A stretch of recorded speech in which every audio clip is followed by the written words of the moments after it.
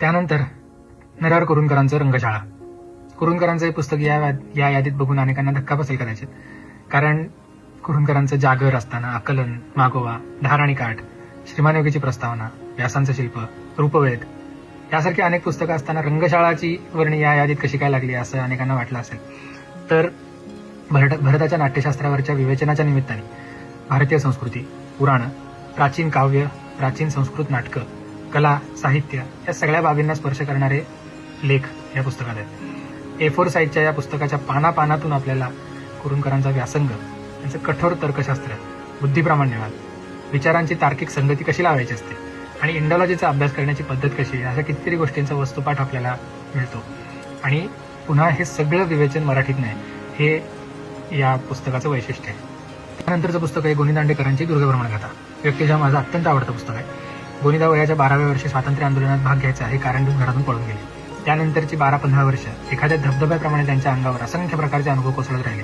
त्याचं वर्णन स्मरणगाथेत आहे. पण लहानपणी शिवाजी महाराजांच्या दुर्गांचं विशेष आकर्षण त्यांना निर्माण झालं ते नाथमाधवांच्या हरिनारायण आपट्यांच्या ऐतिहासिक कादंबऱ्यांमधून. दुर्गभ्रमणगाथा म्हणजे एका अत्यंत व्यासंगी, अनुभवसंपन्न पण हळव्या शब्दप्रभूंनी शिवरायांच्या निवडक काही दुर्गांबद्दल केलेलं कीर्तन आहे. त्यापैकी विशेष प्रकरणं म्हणजे रायगड, राजगड, राजमाची ह्या किल्ल्यांबद्दलची गोनीदांची वर्णन आहे.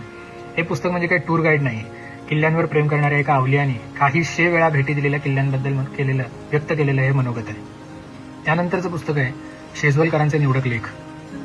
त्यामध्ये मुख्यतः ऐतिहासिक लेखच आहेत, परंतु 1920-30च्या दशकात लिहिलेल्या प्रस्तावना, त्यातलं मराठी भाषेचं वैभव, विचाराची खोली आणि व्याप्ती, आपल्या समाजाकडे कठोर चिकित्सकपणे पाहण्याची वृत्ती, कोणाला वाईट वाटेल म्हणून शांत न राहण्याची निस्पृहता, जिथं उणं दिसेल तिथे चिमटे काढण्याची लकब, या लेखसंग्रहातून इतिहासाबद्दल विचार करण्याची एक नवीन दिशा मिळतेच.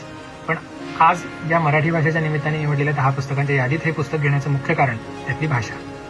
ज्ञानेश्वर ज्या भाषेच्या वैभवाच्या जीवावर सरस्वतीची पैज लावायला तयार झाले होते, त्याची प्रचिती जशी गीतारसाच्या वाचनातून येते, जशी कुसुमाग्रज सावरकर गदिमांच्या कविता वाचून येते, जशी ग्रेस, वसंत बापट, विंदा, दमा मिराजदार, व्यंकटेश माडगुळकर, शंकर पाटील, सदानंद देशमुख, विश्वास पाटील, मेपूर येते, तर्कतीर्थ लक्ष्मण शास्त्री जोशी, इरावती कर्वे, बाबूराव बागुल, अण्णाभाऊ साठे यांचे शब्द वाचून येते, तीच प्रचिती शेजवलकरांचे या संग्रहातले लेख वाचून आल्याशिवाय राहत नाही.